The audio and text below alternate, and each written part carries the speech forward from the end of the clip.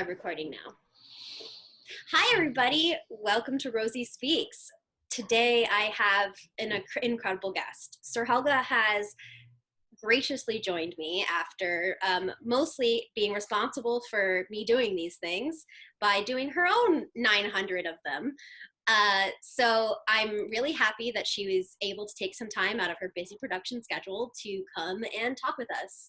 Hi. Hey. I like the busy production schedule thing, and it's only like once a week. Once a week. It's not like I see you doing stuff with the Known World Entertainment Guide or supporting somebody else's podcast. You don't do anything. No, I've never seen you do anything. You're not busy at all. No. Okay, so the premise of this show is very much like your own, Sir Helga. It's sort of trying to bring a different kind of light or a different kind of brightness to people who are maybe just as stuck and sad in quarantine as I am. And so here we are. That's the premise of how Between Two Peers started. I believe it. We're bored and stuck in a box, and we want to see if we can make people laugh. Yeah, that's my whole goal. Another thing that I really am trying to do is I'm trying to increase some of the non-peer outreach that I've been in the SCA as a whole. There have been a whole bunch of online things and sort of outreach, but the only non-peer that I know that hosts something is what's his name from Tuesday Nights Live. Mm-hmm. Whose name I can't remember. Which, by the way, has just moved to Thursdays at 7 o'clock. Oh, okay, now it's Thursday Nights Live, which is great. Yeah, he was trying not to conflict with everybody, and so he's awesome. Leo is amazing. I love that dude. He's great. Yeah. So we shuffled his show around yesterday, and he will now be on Thursdays. Thursday Nights Live, there we go, which is super incredible. That one is an unbelt that has 2 nights, I believe, at a time guesting, and they answer questions and talk about fighting stuff and not fighting stuff, and it's a really interesting chat. I attended my first one last night. Well, yeah, yesterday for recording time. And it was really interesting. I watched Hans and Heinrich talk about their different perspectives in the world, and there couldn't have been more opposites, and it was wonderful to hear both of their perspectives on things. Yeah. Also, Brennan and I just gave permission. So originally that show started with the premise that it would only be released for the unbelts. And now it's actually going live, and so it'll only be unbelt-based questions that get sent in. Oh, really? The show itself will be aired live for everybody to watch. So Brennan and I did the first one as kind of like a test run, and so that raw recording is just going to get released here. Ooh, that's going to be exciting. Hang on for that ride. I cannot wait. That's super awesome. So we do all of these ones recorded in advance because my brain is very like real life production schedule where you do the thing and then you do it later. Mm-hmm. That way I can do more things faster. So I do about 2 or 3 recordings a week. And I started this on last Friday, which was the 15th. I'm going to pretend like that's real. And I already have 6 weeks of shows scheduled. Holy crud. So I was able, it turns out people are bored. Who knew? Yeah. So I put out a Google form to get questions from people for you. And we have some very intense and quite interesting questions that I don't think are thought about a lot in like the everyday interactions. Bring it on. The first one I'm gonna ask is from Anonymous, and it's a little bit of a long read, so bear with me. It says, Sir Helga, you are someone I look up to as a strong female fighter. I was wondering if while you were starting out, you also had to deal with people taking it easy on you on the field. Everyone trying to teach you different things and overpraising or placing you on a pedestal seemingly due to your gender. As a new female fighter, how should one handle these things? Oh, is there a book here that I could write? So overpraising is a thing. I refer to this as the Great White Hope.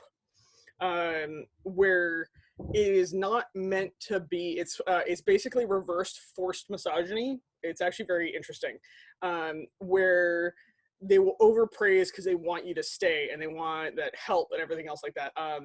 And yes, I experienced it a lot. I did have people take it easy on me. And actually, amusingly enough, I had somebody right before I was knighted, who is a very high-end duke, come and apologize to me after our sets. And mind you, I want to be very clear. He wiped the floor with me after our first fight. But our first fight was very much so in my favor, because he went out there like, oh, she's just some girl.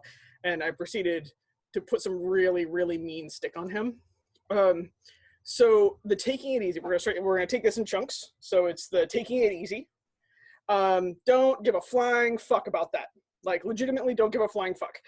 It is actually an advantage. You want to know why? Because you can be as good as the rest of the guys, and they're gonna walk out there and they're gonna give you the freebie. Take the freebie. It's a free pass to hit somebody with a stick. Just fucking do it. Because if you let that get under your skin, you're gonna put yourself in a mode, or at least I know that I did, and so I can't speak for you and I can't speak for your headspace, but I can speak for mine, is that before I just accepted it as like, oh hey, you're giving me a free pass to just fucking hit you? Okay, cool. But before that, I was trying to prove I was a worthy fight before the fight even began. And so I was like getting in my own way. I was trying to prove stuff. And so it really jacked up my mental headspace. So, and as soon as I took it as a free like one-off, all of a sudden I was just causing hate upon them. So that's part one. Always take your freebie, ride it. Don't take it as an insult, because they don't know any better. Teach them with your stick. The second part is the Great White Hope, or being put on a pedestal and overpraised. So this kind of falls into like one big broad category of people are always going to want to be helpful. And they tend to be overly helpful with women in a male-dominated sport. Partly because like they want to be seen as like one of the good guys, or they don't know any better. And so one of the things, and how I address this, because yes, it happened a lot, drove me insane, is I developed a language with my knight, where I would just, that person would come over, like overpraise me. Like, you can't politely tell them to really fuck off, but you can politely tell them, my knight would love to hear that. Like, please go give him that praise. Currently, we're working on this parameter. This also gives you a protected space to work in. And so, like, my knight and I would have a conversation before I was going out and fighting and training. I am working on these things. If somebody came over with excess information, I would then be like, that is great feedback. Currently, right now, my knight and I are working on this specific thing. Please give your feedback to him. Like, that way we can incorporate it in my training. It gave me a little protected bubble. If you don't have a knight, what you can do is you have a knight-based friend, or a peer-based friend that you can say, I am working with so-and-so. Please give this information to so-and-so, because right now I am focusing on this thing. This gives you that protected thing. You'll find a bunch of knights are willing to do it. You don't have to square to somebody to get this or anything else like that. But it gives you a little bit of a blocker and a polite way to get out of the conversation, and or feel like, even if you're overloaded, you can also just tell somebody, hey, I'm overloaded right now. I've been working on this thing all day. It's where my focus is. I'm not trying to be rude. I'm not trying to like shove you off or anything like that, but I just don't have the space to process this extra information. Would you please, I'm working with this peer, or I've got a book. Can you go write it down in the book over there? You'll find that 99.9% of the time, they will not take the second stage to go put that information in the second place. Also, over time, this tends to get the normal, like, people that will, like, hang around and do that too much. They'll actually leave you alone a little bit unless they really, really have something they want to tell you. So I hope that helps. If not, you can always hit me up online, and we can chat about this some more, because, yeah, the Great White Hope thing is real. Yeah. And for Anonymous, if you aren't comfortable or anything, come to me and message my page privately, and I'll make sure that your questions get answered a little bit. Oh, yeah. If you don't want to message me directly, by the way, and you would like to stay anonymous, you're totally welcome to go through Rosie, and I will then write you up a Google Doc or anything else like that and send it back. I never want you to feel exposed and or vulnerable in the situation. Of course. So that's a very you-based question. We're going to take this a little bit to a different one that is still serious, but both of us can answer it. So Master Gulliver Blackrune, who was my first pelican, and he sent me a question, and he said, how do you deal with burnout? And I'm going to answer this question first. And for those of you who don't know, I've been in the SEA for the entirety of my existence. Literally. Not like kinda, sorta, as an adult. Literally before my conception, my parents were part of the SEA, and I have been part of the SEA since. I didn't know that the SEA wasn't a thing that everybody did until I was probably 10. And I didn't think that I could experience burnout. And that could have come from me thinking, from my young invincibility issue or whatever the fuck it is. But I have, for the first time in my life over the past year, have experienced an incredible amount of burnout. I've spent the last, how long have we been together? I haven't been with Brandon. 5 years, 4 years, going to just about every single event, working at just about every single one, and I wouldn't change a minute of it. But after a while, being volunteer steward for Great Western War takes a bit of a toll on you. And you can only get yelled at so many times before you don't want to do it anymore, before it's no longer fun. So last year, Brianne and I were the volunteer stewards for Great Western War, and I had the worst war of my life. And it's nobody's fault, and I would do it again in a heartbeat. It just happened to be, at that point, it was too much. And I'm really bad at capping off my capabilities, because in my brain, I'm a fucking amazing bitch, and I can do all of it, right? Turns out, no, you can't do all of it.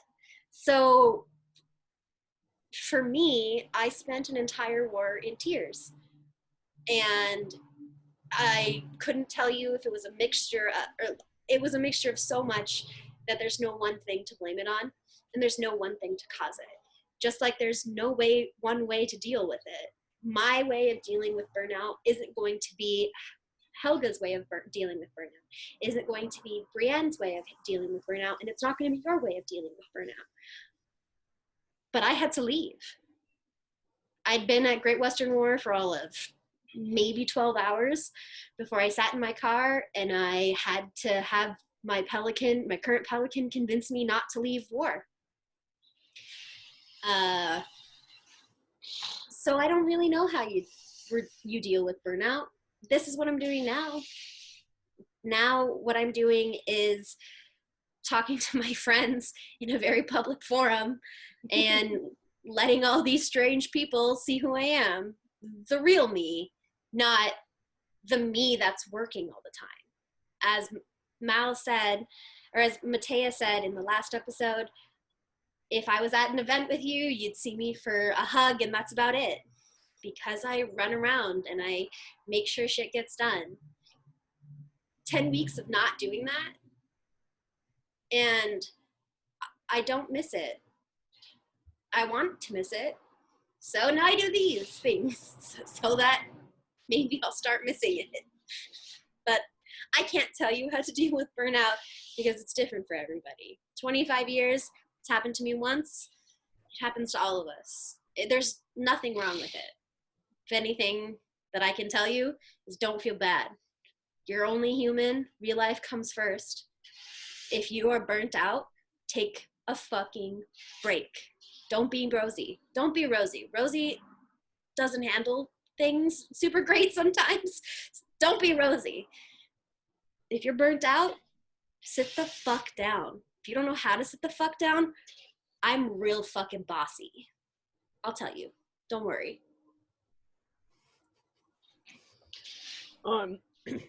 So burnout is actually kind of what I consider a rut thing. So we all have our ruts where we get into I should instead of I could.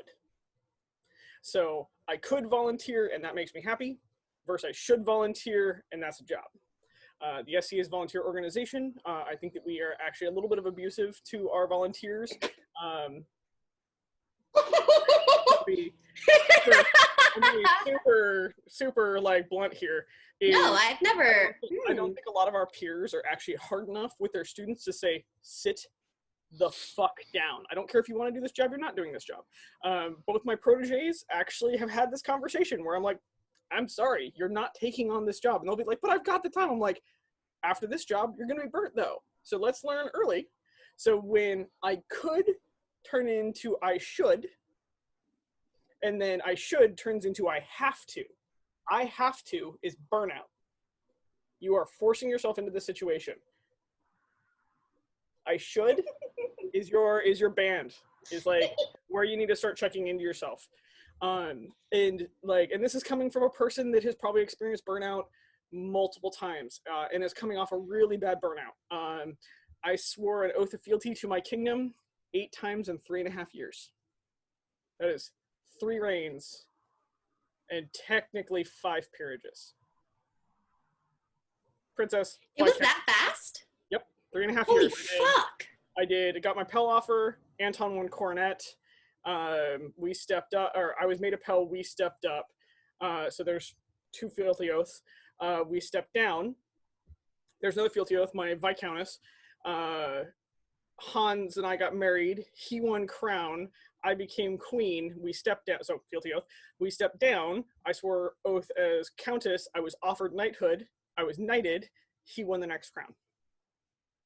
You're not busy at all. You don't know anything about that. So burnout is a real thing. And what I really should have looked at my husband has been like, everything can burn. Everything. But the simple way of putting it is just, I can, I should, I have to.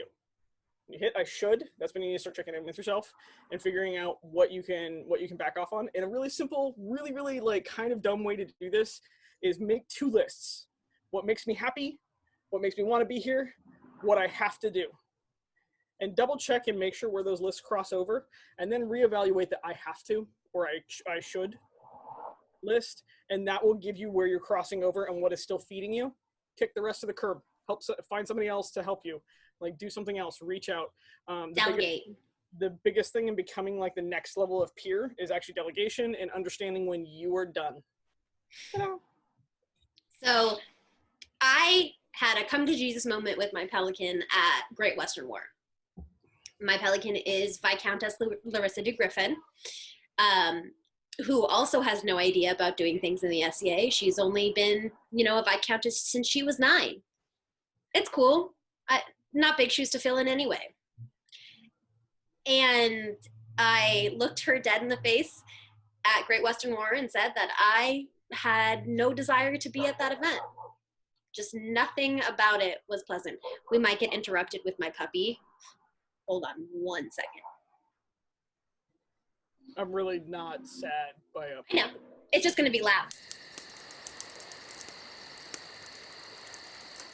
But yeah, so I had a come to Jesus moment with my pelican because I'm really bad in the real world and in the SCA at finding things that make me happy.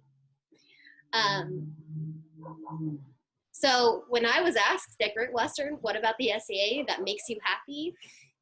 And I didn't have an answer. That's when I knew that there was something wrong. You're way past the I should and I have to into like the dark. You know what? What about that shadowy place over there? That's where Rosie is right now.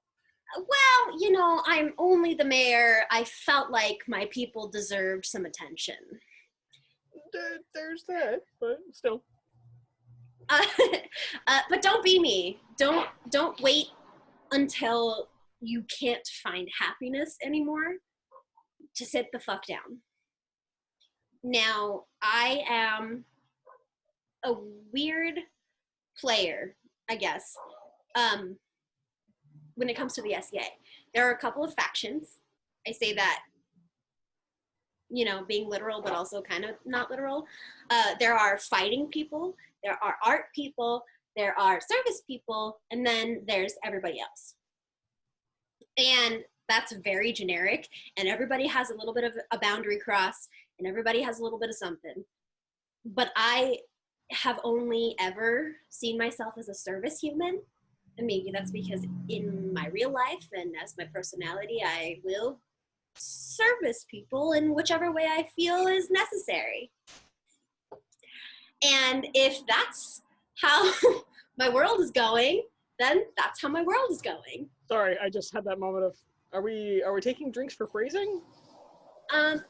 We can. You need to take a drink for that phrasing. I suppose I can handle that. I need you to understand that I live in the gutter. Me too. I'm usually on my very best behavior, but I've been given permission by my pelican to do whatever the fuck I want because it's quarantine and she knows I'm miserable.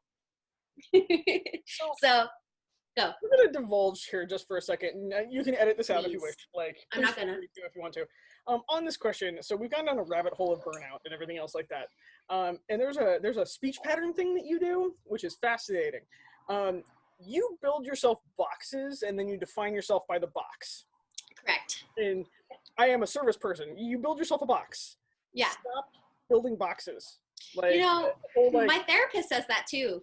I'm working on it. Yeah, okay. Well, you know, you want to know the best thing to do is imagine the box is made out of cardboard and you've got a knife. You can carve windows in that shit, a door, everything else like that. You can leave when you choose. Build a fucking cardboard castle for all I give a fuck about, but like make sure you can Mine is very steel oriented. I'm very, of all the things that I'm flexible on, I'm real stringent upon my boxes of like, this is what my brain goes into. You need to drink another drink for Is that so? Do I? Yeah, that real flexible. Got it. All right. Well, since we did fall down a little bit of a soapbox rabbit hole of burnout, fun question time.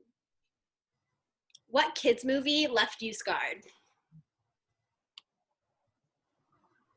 As a child. What kids movie left me scarred? I'm gonna say Fern Gully. I loved the shit out of that movie. However, I was 100% convinced that tractors could talk and would eat me. They can probably still eat me, but I don't think they can talk. I'm trying to think of a kids movie that left me scarred. I mean, I would yell at kids movies like Bambi and Fern Gully. I was one of those kids that would yell at the TV about that. Oh, me. I grew up in a logging community. We're not actually the bad guys. Like, if done sustainably, like as a 6-year-old, I would have sustainable logging arguments with adults. I believe that. And so Fern Gully and like Bambi, I was like, go fuck yourself, you goddamn. But like I said it in a 6-year-old tone, which wasn't far off that. I have that same problem. It movie that left me scarred. Shit, It doesn't have to be a kid's movie. Maybe just a movie that you saw as a child that like traumatized what's one of the you. little Furby dudes that if they eat after midnight? Gremlins. Still to this day. Like I got 20 minutes into that. Like no way. I don't watch horror movies. Like you want to watch like, weird ass dreams. I don't watch horror movies. And as a 6-year-old or a 5-year-old or whatever it was that I watched that as, that movie's really, really scary. As an adult, I would probably eat popcorn and be like, why was I afraid of this? That movie, however, I didn't feed my dogs after midnight for that. Yeah, I believe that. I think that my parents had that same rule, was that I wasn't allowed to feed the dogs after midnight, otherwise they would come back and eat me. But I was fine being eaten by gremlins. I just didn't want to be eaten by a tractor. I guess I got standards. Whatever, yo. Well, you know, that's actually a good safety rule. Because they will actually kill you. Yeah. Turns out. Who knew? Big fucking piece of machinery might run me over. What? All right. Fun question or serious question? I don't have a coin to flip. Let's go with fun, and then we'll go to serious. All right. This is from my darling mother, Meredith Tina. She says, how do you deal with crazy baronesses that drunk text you? I smile and laugh and text them back. See, that's the best answer. But for those of you who don't know what happened and why my mother is asking that question, once upon a time, Kaid had Groundhog's Day. And we had 2 crowns back to back. And Sir Helga was queen at the time. I think it was your first reign. Yep, first reign, still an unbelt. First reign. And my mother met her in line to go to the bathroom, as you do. And by met her, I mean just creepily listened to conversations that that Sir Helga was having with other people about my partner's butt. And the very next event the very first West event that I attended was the Mist Cornet that happened that year. And I think that Countess Honora was telling me about some baroness from Kaid that texted the queen. And I jokingly 100% was just like, oh, that sounds like my mother. And I was not being serious, but I was correct. It was awesome. She's a character. Let's just say that. But I mean, true? What? I didn't hear what you said. I said she bred true. Understatement of the fucking century. You have no idea. So I have not had drunk baronesses texting me, so I can't answer that question so much. But I've definitely had volunteers texting me privately. And I've had to manage that. Which I just turn on my publicist voice and thank you for all your help and you're amazing, but I promise you that I don't want to see your dick. Thanks, bye. And that's sort of how that goes. It's weird that that's the sort of thing that happens. You would have thought that people asking her dick. Just yet. Just I'm gonna pull my eyeballs out, but after she sees this, just fucking be careful what you wish for. That woman is a character. I will throw down in that contest. Oh, that's my mother, but I will also participate. Okay, serious question time. This is from Sir William Flanagan. For many female fighters in the SEA, fighting is a hard path. What kept you on your path?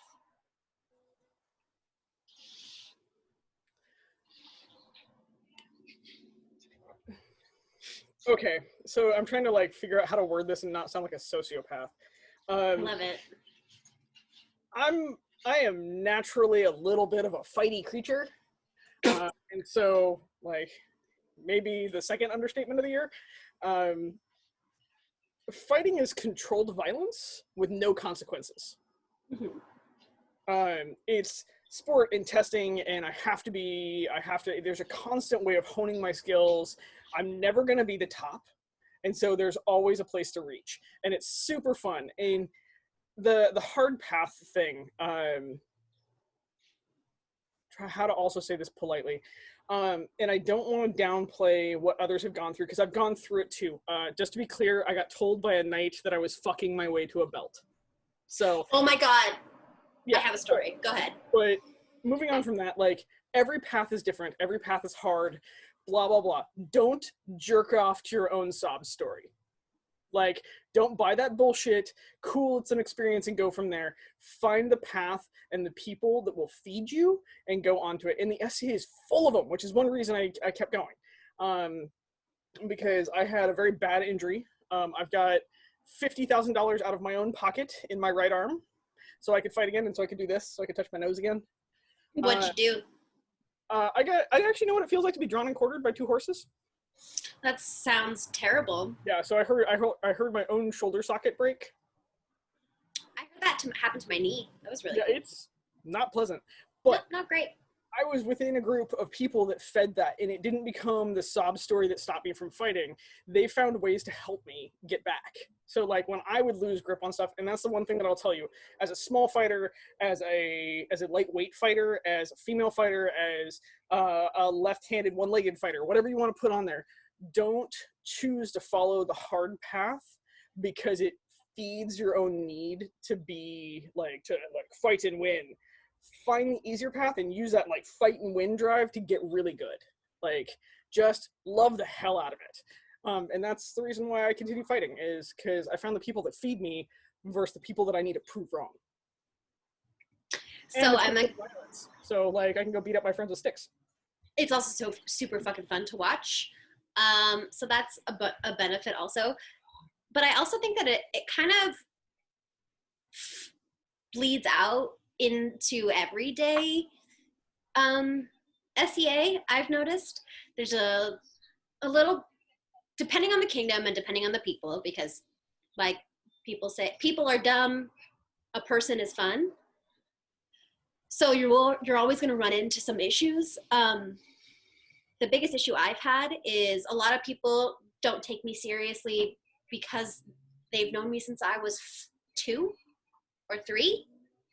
And so it's really hard to try to be in charge or be the steward or the head of a department or the whatever when people who you are working with and volunteering with look at you and see a 4-year-old. That's because they're sticking you in a box and you don't need to be in the box. So I don't need to be in the box. But it's the same thing in fighting or in service or anything else like that, is find what feeds you. So the reason why I stayed in fighting was because I found what fed me.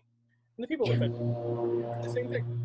And I watched that happen with Brienne. My partner in life is a fighter, and I have watched him grow and become this incredible, feisty individual. And I watched him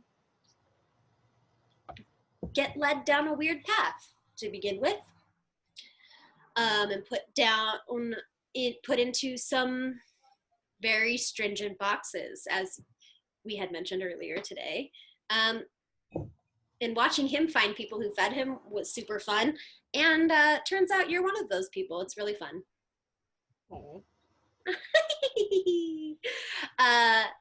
So I agree wholeheartedly that in whatever path you're doing, even if you don't have a path, whatever you want to do in the SEA, you should do it. And find people who love you and who will support you in doing whatever you are doing. You don't have to be on video calls every week. You don't have to be doing Pell practice every day. Doesn't matter. Whatever you do that makes you feel good, do it. I'm all about that shit. Also note, if somebody's making your path harder as a female fighter, come find me. Or me. I'll fuck their shit up. No, we're not having that. Like, support. Just come find me. Like, we'll have a chat. And then I'll maybe have a chat with them. Yeah, ladies, you got all the people in your corner, I fucking promise you. Let's see. I think I'm gonna go to one of my questions. Ooh, okay. This question is actually from Brienne. How has the SEA helped you develop as a person? Oh, I love this question, by the way. This is like the best question in the universe. So, I'm going to say that I came from a very interesting family and poverty.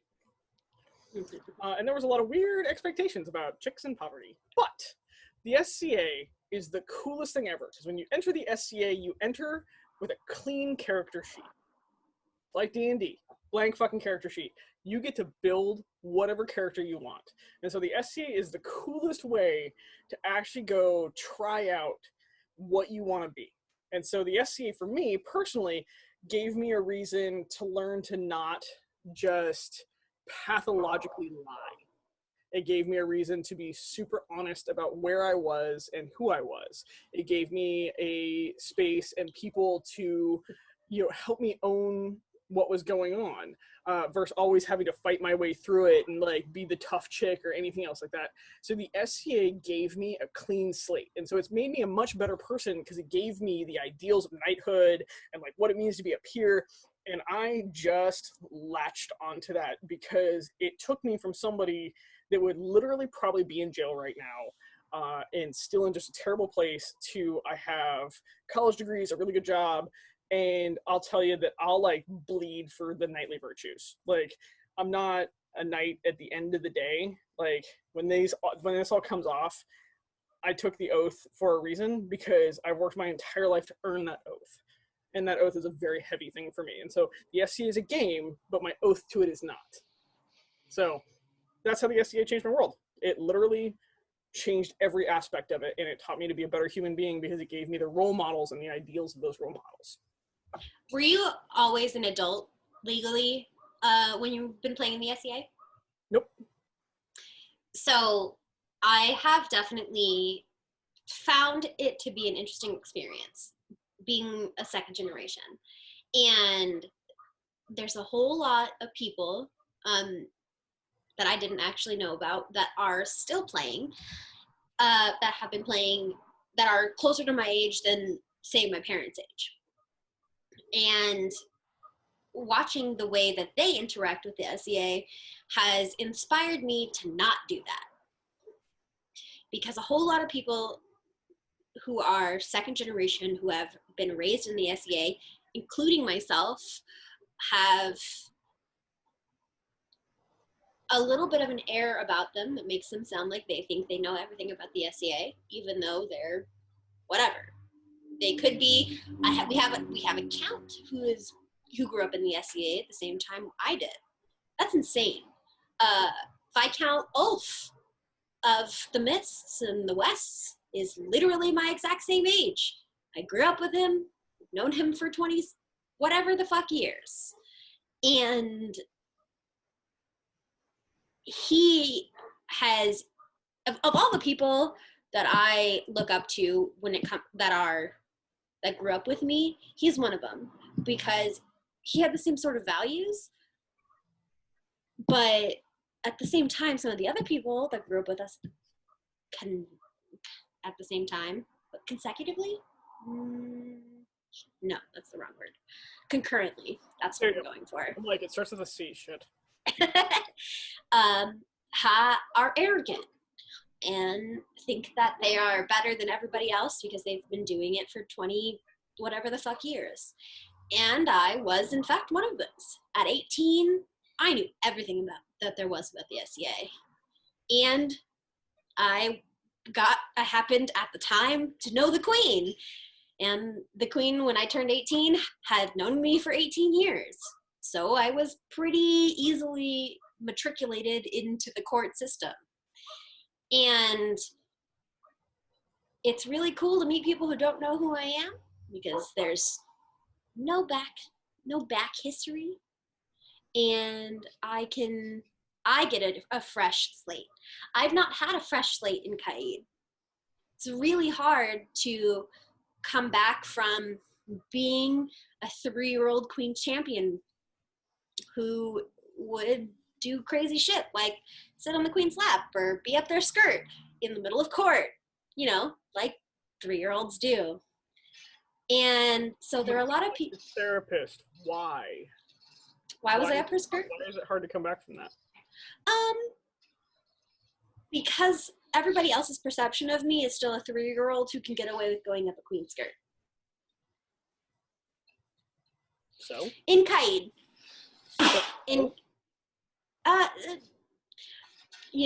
Let's be super frank, since we're being super straight about it. There are some cultural differences in Kaid that make it harder for me as an individual to progress past being young. In the Vale... This is going to sound like a really odd thing. Stop caring. I did. Good.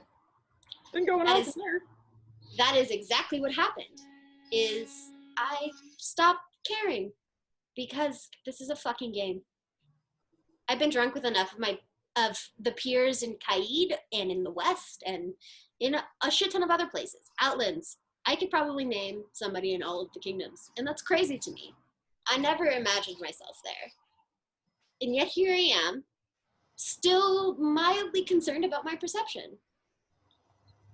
So fuck it, right? Fuck it. It's not fuck it. It's actually just stop caring. Because fuck it involve a fuck. Like, you have all your fucks in a row. You're investing a fuck in fuck it. Verse. If you just stop caring, you save that fuck for other glorious things that you would wish to apply a fuck to. And what would you like to apply a fuck to? Your grace. Really hot guy, but I mean that's talking about hills to die on, which we can go into that discussion. But you have many questions. I do in fact have many questions, and I will go to the next one. So you have mentioned just now that people should not care, or I should not care, whatever, about others' opinions. So then what would you say as how many peerages do you have? 5? Is that what you said? So technically I have 2 given peerages, and then I have my royal peerage. That's right. What do you think of peer-like qualities? I personally love the peer-like qualities, but that's a very broad question. Do you wish to narrow it down? I do, in fact, wish to narrow it down. When it comes to somebody who is vying for X peerage. So take, for example, this podcast, this video cast. I am not a peer. I one day hope to be a peer. I'm in no rush. I am in no whatever. I just kind of hang out and work when I need to. How would you address my fear of other people's perceptions in this podcast, where I'm not displaying many of my PLQs? So that's actually a super cool question. Points. So I think that this is going to be really existential, a little crystal munchy, and I need y'all to hang on for about how fucking hippie I'm about to get. I can't fucking wait. So, we as human beings are mimics. We're herd mimics. That's the reason why when you go into places, you have culture. And as culture develops, you'll see that people mimic culture. It's the reason why each kingdom has its own culture, and everybody kind of mimics that culture. And so one of the things that we do as humans is we say, oh, I like that aspect of that human. I'm going to take that behavior and I'm going to make it mine. And sometimes it's a herd mentality where we go, well, fuck, we don't like that behavior, but everybody else is doing it. So to blend in, I must take that behavior, and now that behavior is mine. And then you become one of the assholes. So here's the thing, is a peer, at least in my mind, is somebody that has come to a point of collecting enough pieces of other people that they start to recognize self. And so when they're in a group or when they're in a place, I understand that opinions are going to affect me for the rest of my life. I have certain people that I wish to have a favorable opinion of me. And so thus I will mimic behaviors, or I may change behavior patterns, or I may give their opinion weight. And so, but that is me accepting a piece of them. Becoming a peer is choosing which pieces you are accepting and which pieces you are getting rid of, versus just accepting the culture around you and taking on all those behaviors and all those pieces of importance. Araya wants to say hi. Go ahead. Sorry. So there's my weird existential bullshit. But the thing is that humans aren't unique creatures. None of us are. We are all unique formations of all the other creatures. Oh my God, puppy. Sorry. I'll send him to pee while you talk. Oh my God. And so that's the thing that where you start finding peers, and that's where they say, like, you need to own yourself, or you need to own what you're doing and everything else like that. They're not talking about anything that you're going to be able to put your thumb on or anything else like that. Peer-like qualities is the ownership of what you are taking on and who you are. And so, and also within the society, we have kind of the peer, we have the peer-like virtues. We have the knightly virtues. These are applied to every peerage. Right. At least in my mind, and that's how I weight candidates.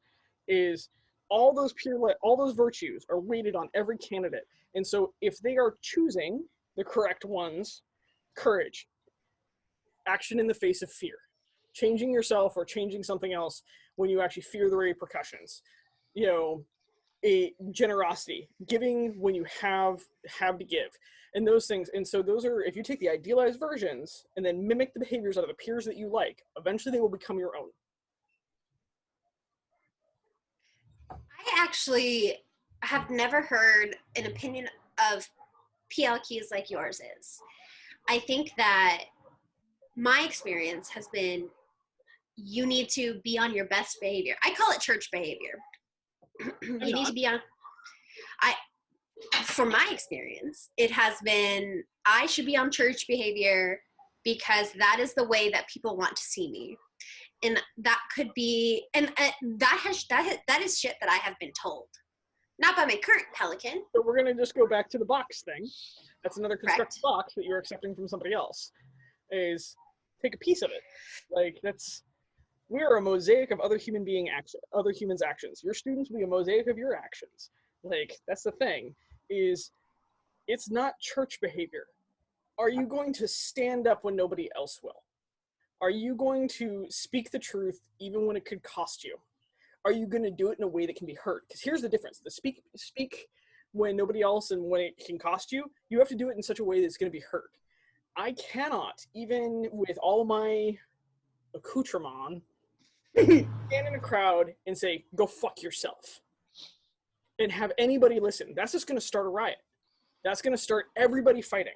If I'm going to speak against an action, I must stand up and say, I recognize your action. This is how I feel. And then you have to invite conversation. A lot of people feel that, like, they must stand up and, like, to fight the good fight. Actually, courage a lot of the times is moderation. It's learning how to take all the pieces and parts and get them to calm down and stop fighting. And that's a very hard thing to do, because sometimes you have to give up a lot to make sure that happens. You just gotta be not afraid. That's the hardest part. Don't ever think you shouldn't be not afraid. You can be as afraid as you want. Just do it anyways. Be brave. It's the most trite fucking saying ever, but it's true. You can't wait until the perfect moment for action. You can't wait for the perfect moment to start learning. You can be afraid, you just have to do it anyways. But also do it in a student's mindset. Like, I'm still a student. Like, I'm a huge student of this society. Like, I am going to trip on my own dick. And believe me, it's big, because it's fake. Like, that's how it goes. I'm gonna trip on it, but if I waited for the perfect moment, if I waited for the time where I didn't remember being a hungry child, amusingly enough, or anything else like that, I'd never do anything. And so don't wait for the perfect moment. Don't wait to be the perfect peer or the perfect student or anything else like that. You're not gonna be. Yeah. So just... You're not gonna be. Roll from there. Fucking do it. So that will lead me into a follow-up really quick to that. Do you need to go get yourself a new drink real quick? Hang on one second.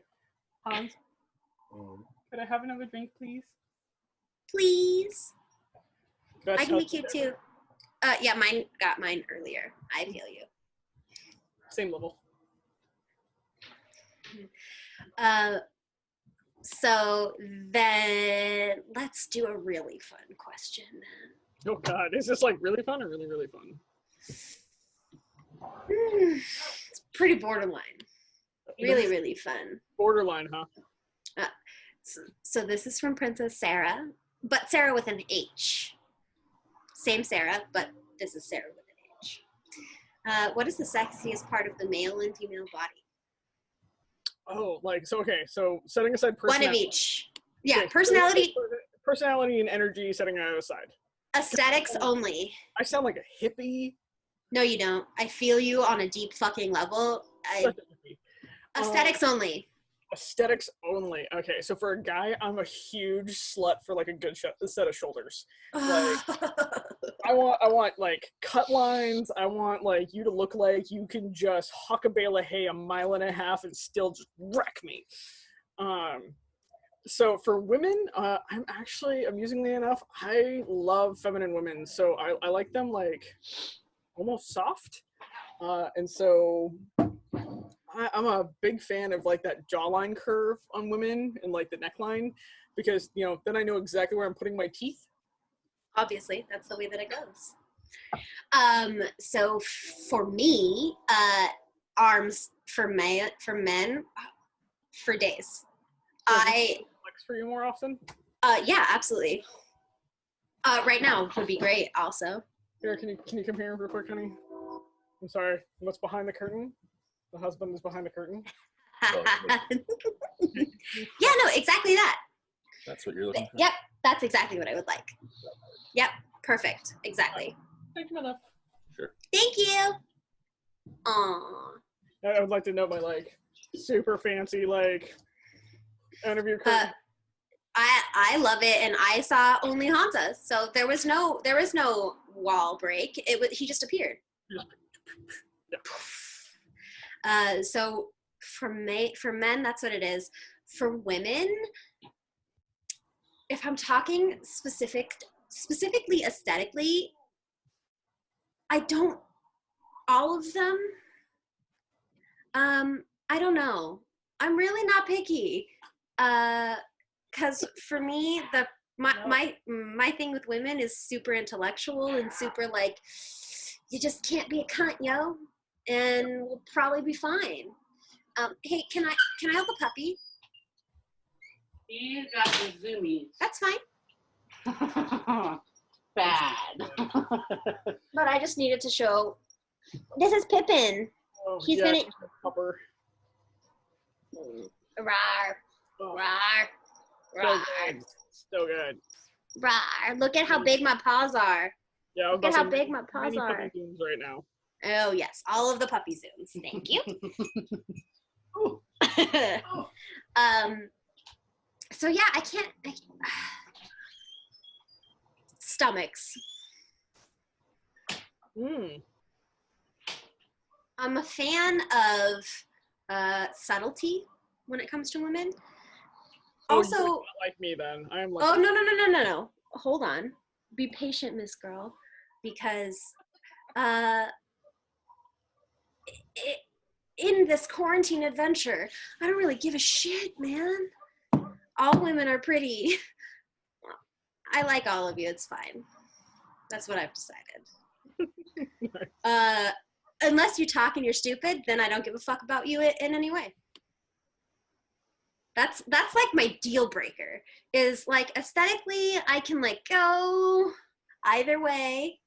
I don't really have a particular preference.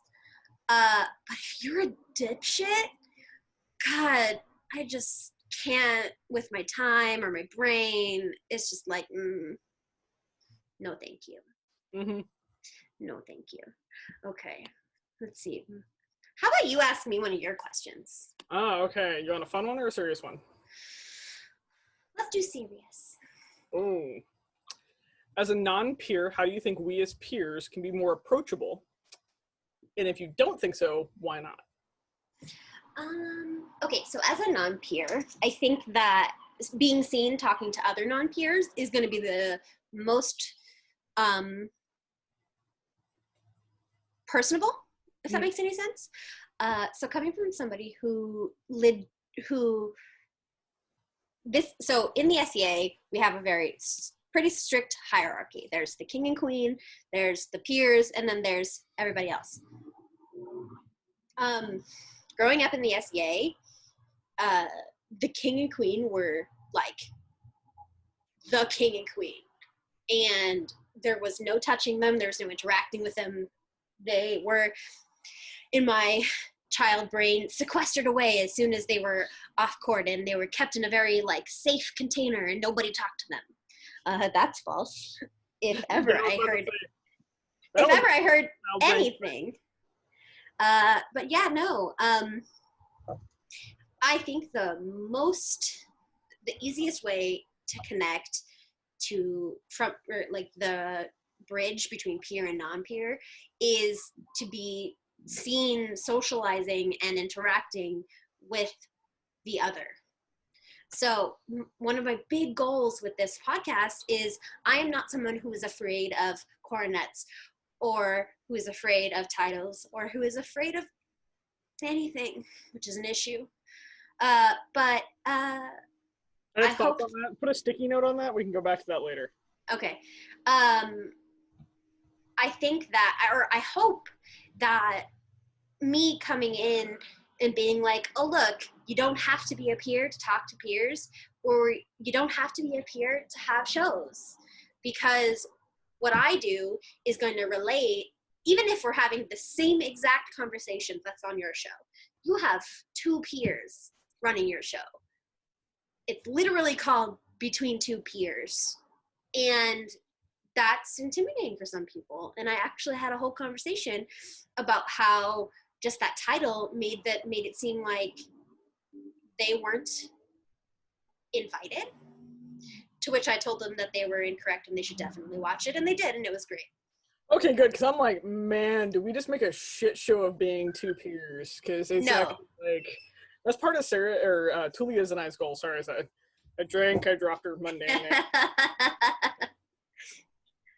That's part of our Good. goal, and it actually is to make peers more approachable, because It's for some, okay, so I can only speak from the perspective of Kaid and from a perspective of the non-peers and even the fringies in Kaid is a lot of people in our community come across a little bit high and mighty, and that makes them scary. And it's really hard to approach someone who is fucking decked out head to toe in leather Germans with feathers and beautiful peacockness if I think you just you're got called out. wearing pirate clothes. And I think that is something that is much more personal, it's a personal issue versus a general issue. But in Kaid, I've definitely seen it become an issue. People are afraid to talk to each other, to peers, because they look intimidating. And I don't know how to counteract that, because I can't help someone's face if they look bitchy. And I'm one of them. Apparently I'm unapproachable, so maybe I'm not the best person to answer that. Mm-hmm. I'm loud and really in people's faces. Like, I'm really just like, no. Let's just like stop for 5 minutes and remember that we all shit in diapers once. We're all we were all kids. We all grew up. And we're all adults now. It doesn't matter what's on our head or what's around our waist or whatever. Those are just people who can teach you stuff.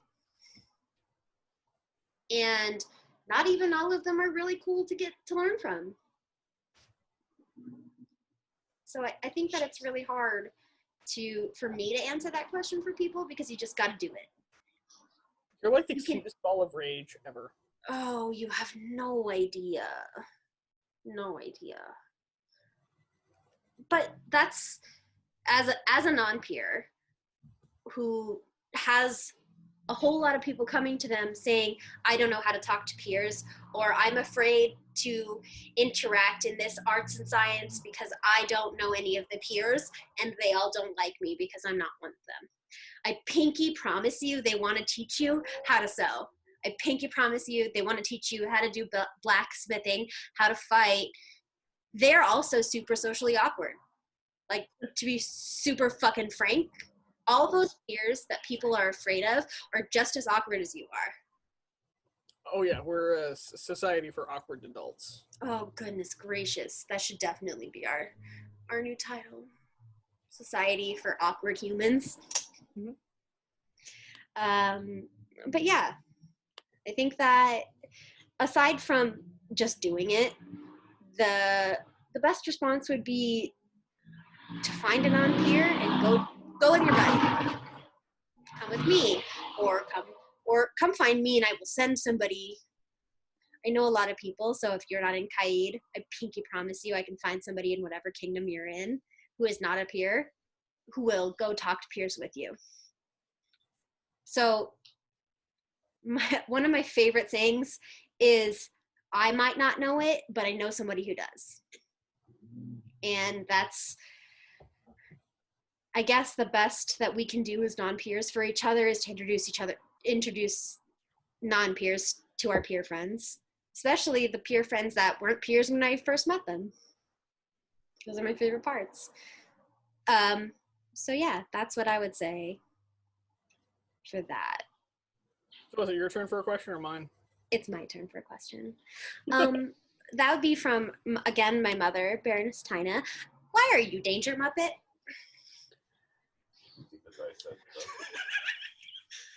Okay, so I have a very expressive face. And so my Wonder Twin refers to me as a Muppet. Okay. But I'm kind of like a high velocity Muppet. And so that just generally morphed into Danger Muppet. And I got called it once and I was just like, "Aye, we shall ride this ride. I will take this nickname." Because I used to almost get offended by being called a Muppet because I really like deep down I would love to be like model quality pretty and like skinny or have like a Don't we all? face or anything else like that. And We all want to be the girl next door.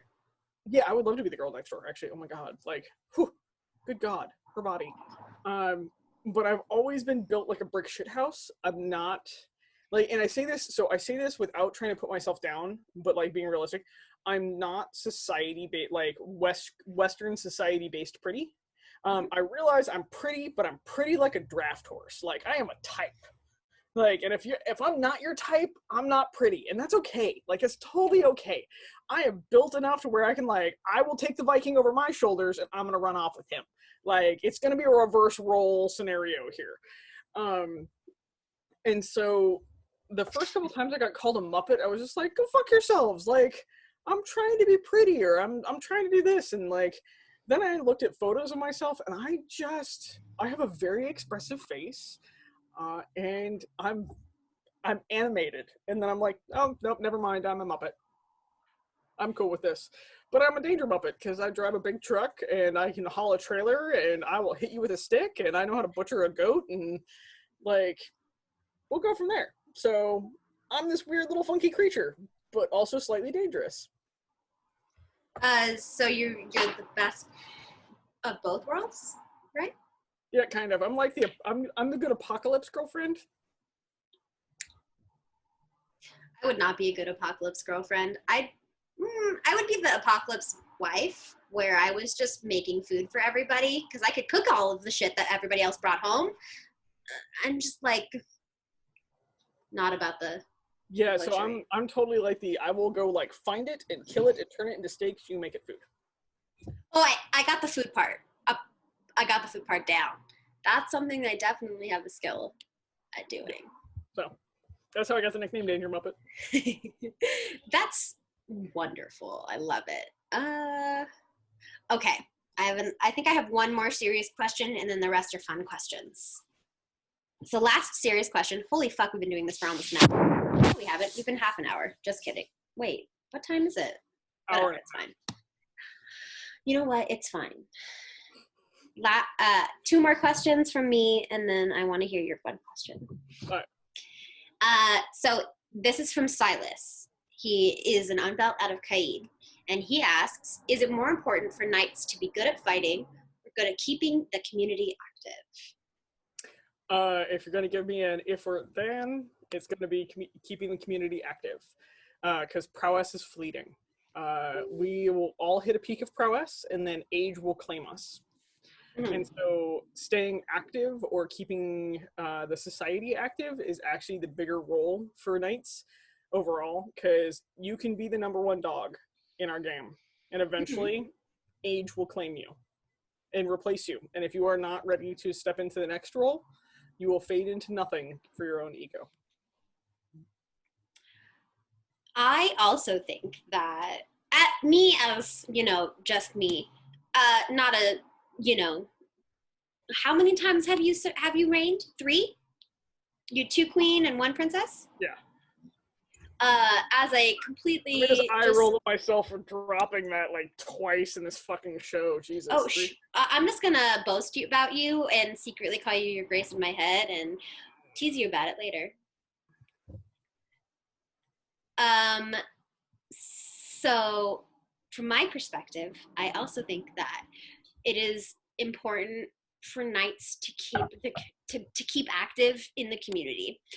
And I'm gonna go ahead and drop some bombs again, because why not? There isn't a whole lot of that going around in our kingdom right now, but that doesn't mean that it doesn't exist. Just because there aren't a whole lot of Kaiden knights, for example, going around and putting out drill shows or whatever, or interacting or doing outreach on social media, that does not limit your resources. The West, the Outlands, on tier, there are a ton of resources out there that are giving information and that are doing outreach, and it is wonderful. And just because a lot of our knights who are, maybe they're essential workers, maybe they have families that they're having to homeschool suddenly, quarantine has made things really hard for a whole lot of people, but there are still knights in the known world who are doing the outreach and who are trying to keep things positive and things active. And I think that you just need to find a knight or an outlet, I guess, to get the information, even if it's not happening in your local area. Yeah, I'm probably gonna sound knight defensive right now, so we're gonna put on the like peers defending peers like flappy cape for a moment. Like just ride this ride with me. Is right now the SCA is not kingdoms. The SCA is one weird thing. Don't worry about your local people. Ooh. Like, don't worry about are your kingdom's peers playing, are your kingdom's peers coming up with stuff and content online or anything else like that. Because right now the SCA, so the pandemic has wiped out borders. It has given us an actual golden age opportunity for the exchange of knowledge and information. And again, like, I'm always on the bright side of life. Like, just that song plays in my head all the time. Just imagine that as my theme song, Danger Muppet, go from there.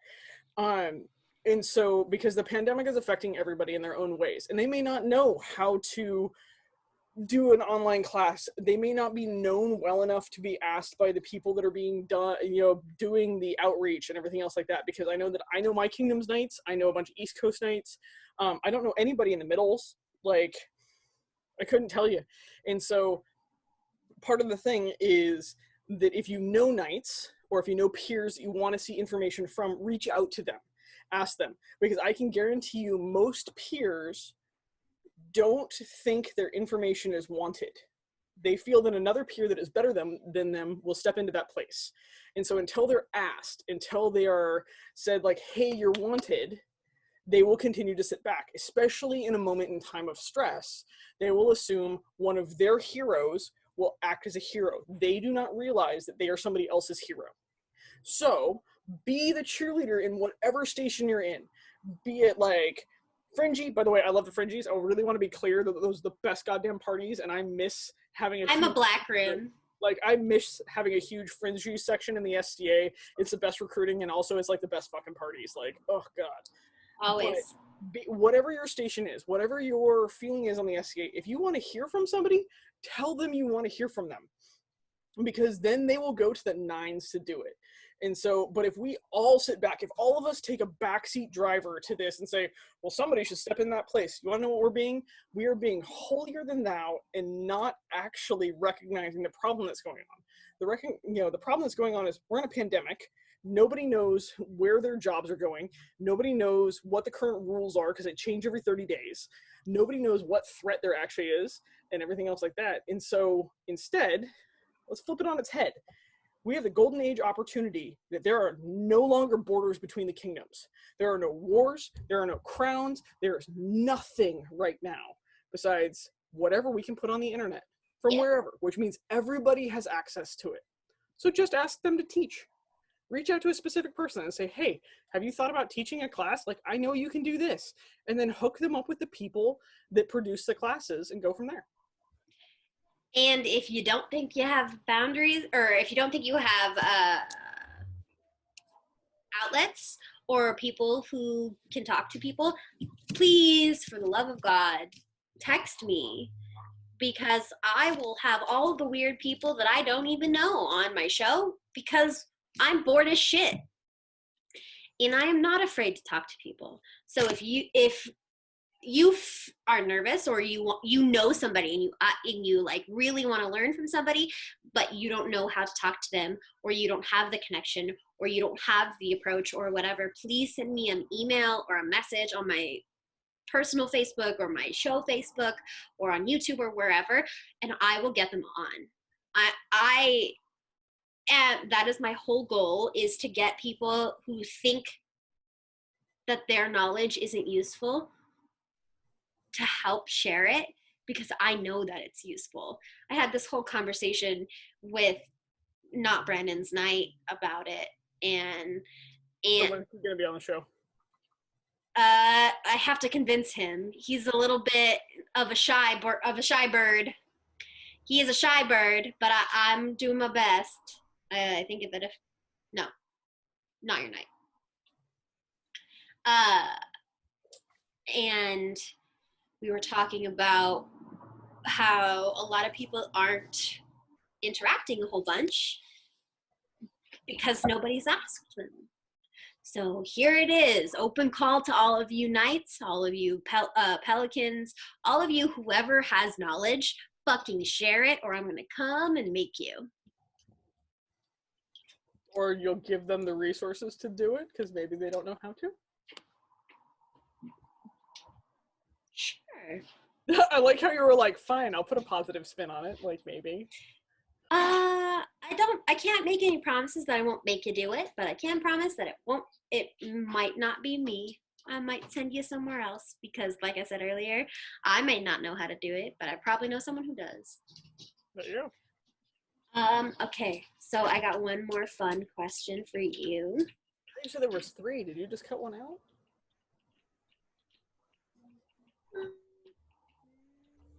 Did I say 3? I might have said 3. All right, I have 3. You know what, Miss Lady? I'm gonna go ahead and pull some shit out of my ass now. Okay, so here we go. Just screwing with you, honey.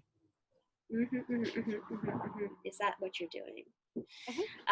Princess Sarah, the Miss, asks, what would you do with $1 million? So I'd invest about half of it. The other the quarter of it would go into a down payment into a house locally, where I could still keep my job, and so could Hans. And then the other quarter of it would go into paying off a bunch of my friends' student loans. They could then go into, like, they could actually start saving towards owning their own place. So really, it's $1 million goes real fast, especially when dealing with student loans. But I would make it so a couple of my friends, and also I have 2 kind of adopted kiddos, and I would make sure that they had the start of the college fund. And so you could just sit there. Like, I realize that with $1 million, I can't change their life right now, but with it invested right, I can change their life when they hit 18. So as one of the people who suffer from student loan debt, I have $250,000 of student loans just for a bachelor's degree, because I made poor choices and went to a private school. So I have a house payment without the house, $2,000 a month. It's super awesome. And with $1 million, I'd pay that off. And with the rest of it, I don't know. I'm so stressed out about having to still pay $2,000 a month in quarantine, because student loans don't give a fuck about you not having work. That's all I would do, and then afterwards, I'd figure it the fuck out. Probably also put a fucking down payment on the house so that I didn't have to live with 6 people anymore. There is that. Okay, so now that leaves it to be your turn for your fun question. This is actually a super fun wrap-up question. Oh God, I can't wait. This is a question brought on by Between Two Peers. Pew pew, follow us. It's not just... There's gonna be a link. Yeah. So it's not just for peers. I'm just gonna send this out. This is it's 2 not peers asking a bunch of weird questions, all the way from super serious, all the way to like this question that's about to come up. So please feel free to follow along and join us for the show. Which is my weird show plug. There we go. So the question is, if all humans went through life wearing a warning sign stapled to them, what would yours say? I have a big mouth. Probably. I don't think before I speak. Jesus fuck. Be careful what you wish for. I am very much so. A lot of people who just kind of interact with me tangentially or are just around when I'm around tend to think that I'm a little bit of a shy human. I keep to myself, but that's not true in literally any way whatsoever. I'm in your business 100% of the time. You just don't know it because that's what you do when you're a chief lady in waiting. You learn shit real fucking fast. But I think that if I had a warning label, it would be careful what you wish for. Because I'm pretty good at my word. If you ask me something, you're going to get the truth. So better be careful what you ask. Do you ever watch Isle of Dogs? I have seen Isle of Dogs. Yeah, I bite.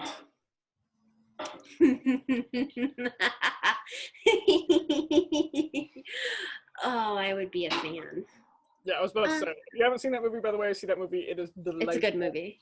It's a good movie. It's a very good movie. Also, that is 100% my warning label. Bite. I bite. That's magnificent. And with those taglines to leave you with, Sir Helga bites, and you got to be careful what you wish for when you talk to Rosie. Thank you so much for coming onto my show. I don't think this could have gone better. It was very fun. Thank you very much for having me. You are magical. I cannot wait. Thank you guys. I hope you guys enjoyed. Next week, I'm going to have my amazing pelican on. Viscountess Lursa de Griffin and I are going to be talking about most likely my puppy, to be perfectly frank, because if any of you know her, dogs are the whole world. Goodbye.